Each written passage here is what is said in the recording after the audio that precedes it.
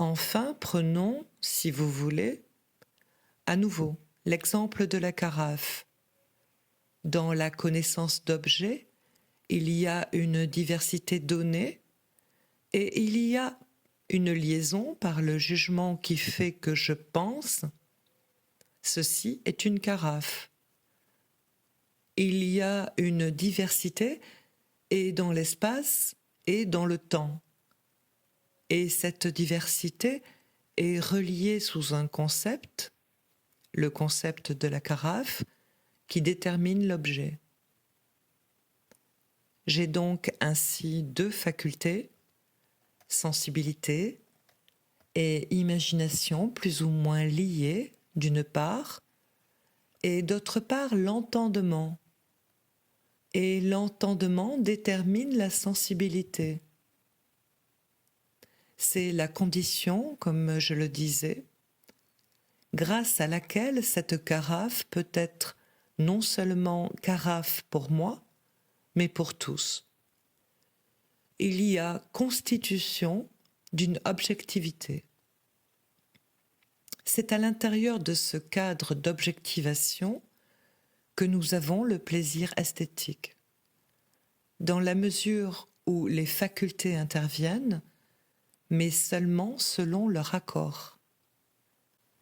Si je considère une carafe de Cézanne, au lieu d'avoir une détermination de la diversité donnée par le concept, il y aura un libre jeu entre le foisonnement des impressions spatiales qui me viennent, d'une part, et d'autre part, la manière dont elles se rassemblent dans l'unité d'un tableau. J'aurai ainsi un plaisir qui sera universalisable. Pourquoi ? Parce que vous et moi avons les mêmes cadres de constitution de l'objectivité.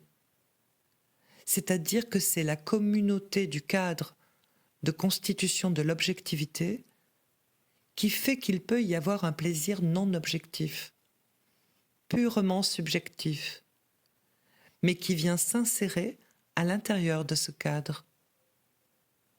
Voici donc ce qui concerne le moment de l'universalité. Le troisième moment, qui est désigné sous la catégorie de la relation, techniquement, désigne ce qui retient l'interprétation qu'il convient de donner de la finalité dans le cas du jugement esthétique. Kant nous dit que le deuxième moment que je viens de citer est beau ce qui plaît universellement sans concept. Le troisième moment concerne la finalité de l'objet.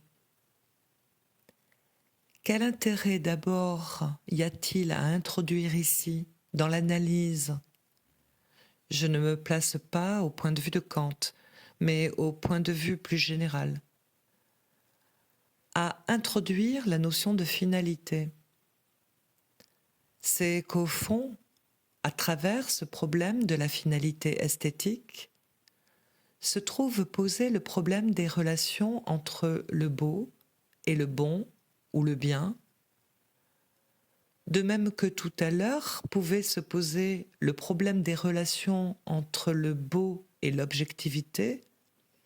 En effet, si nous supposons que l'objet beau est un objet proportionné à sa destination naturelle, nous pouvons dire que la finalité dans la relation des moyens à une fin sera caractéristique du jugement esthétique. Ce que Kant, au contraire, nous dit, c'est que le beau, le jugement de goût, se caractérise par une finalité sans fin. Nous pouvons comprendre cette formule à l'aide de la formule précédente relative à l'objectivité. Ce que nous trouvions tout à l'heure dans l'universalité du plaisir esthétique, c'est le cadre de l'objectivation.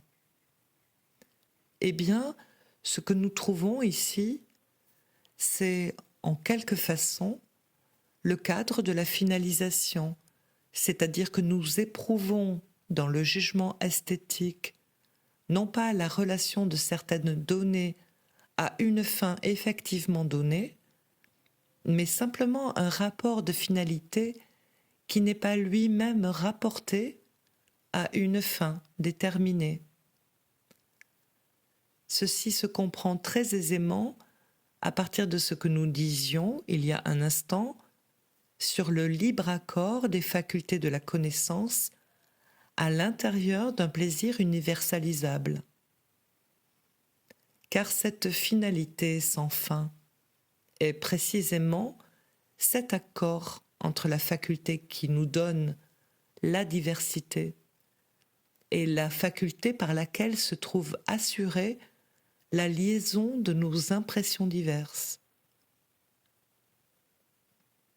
Pourquoi parler ici de finalité ?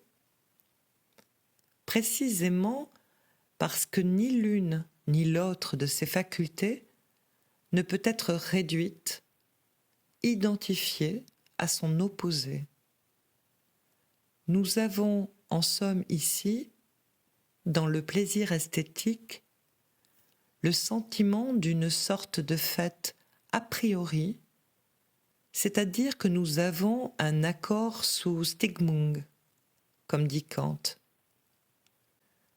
Nous avons un accord qui ne correspond à aucune nécessité logique, qui est bien une certaine espèce de fait, et c'est cet accord libre dont nous faisons l'épreuve dans le plaisir.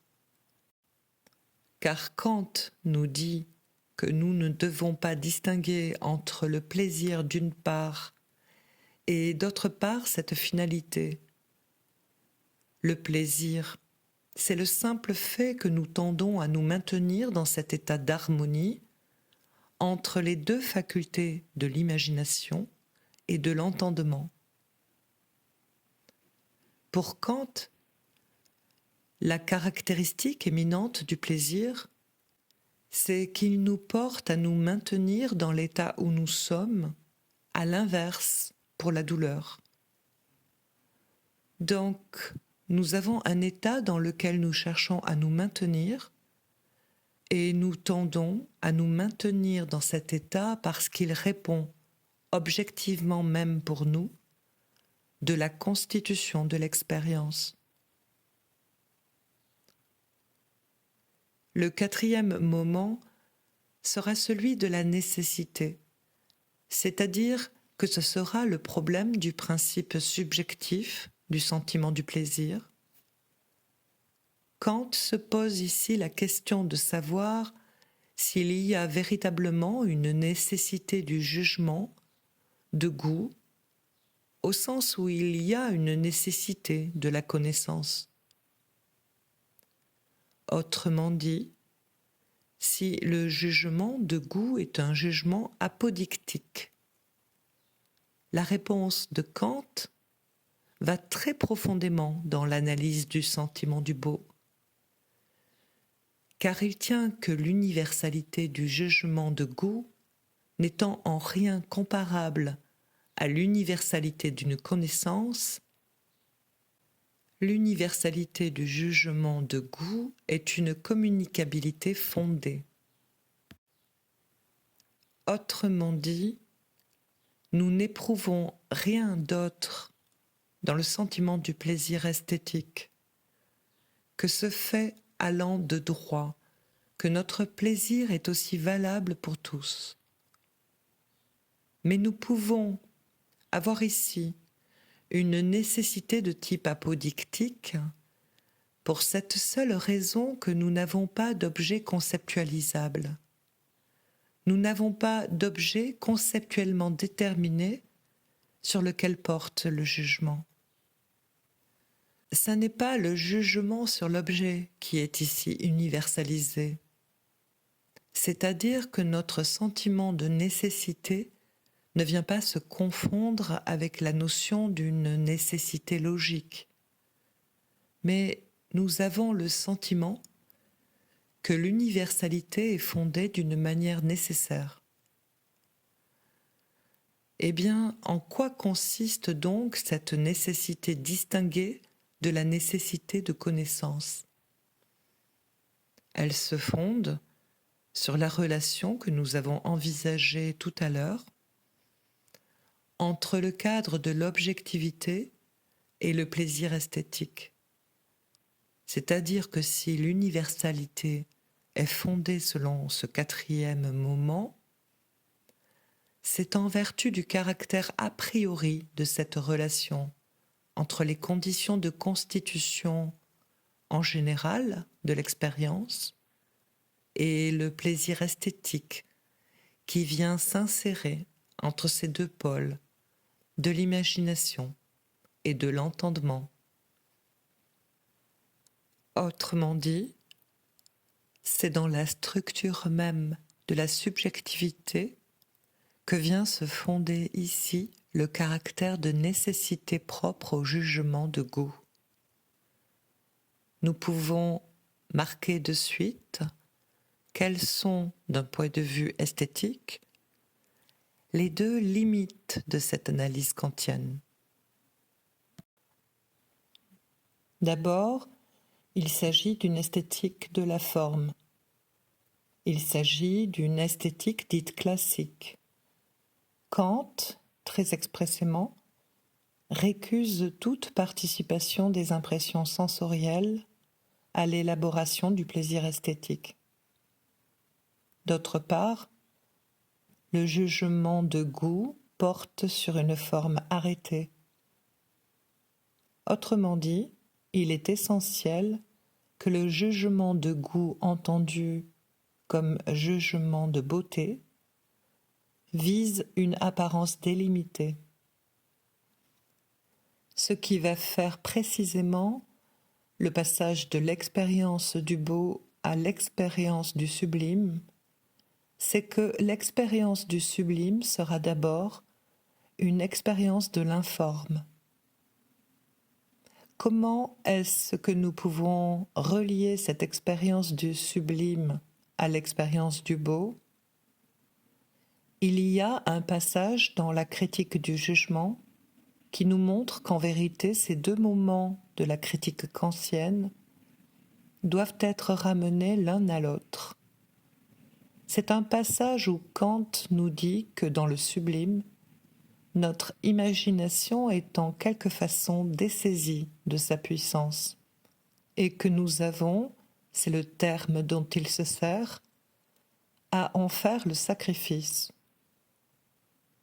Nous sacrifions dans le sentiment du sublime ce bel accord qui règne dans le sentiment du beau entre notre subjectivité et l'expérience. Nous sommes dessaisis de la puissance de notre imagination, nous faisons le sacrifice de cette puissance et dans cette mesure, notre imagination se raccorde, dit-il, à une loi qui est la loi de la raison. Autrement dit, dans le sentiment du beau, dans le plaisir esthétique du beau, nous éprouvons l'harmonie dans l'entendement et l'imagination, c'est-à-dire que nous éprouvons une heureuse collaboration entre nos facultés de connaissance. Au contraire, dans le sentiment du sublime, nous sommes dessaisis de ce bonheur d'une imagination accordée à notre propre subjectivité. Et de même, notre propre subjectivité reconnaît qu'elle est impuissante à saisir heureusement la diversité des impressions sensibles.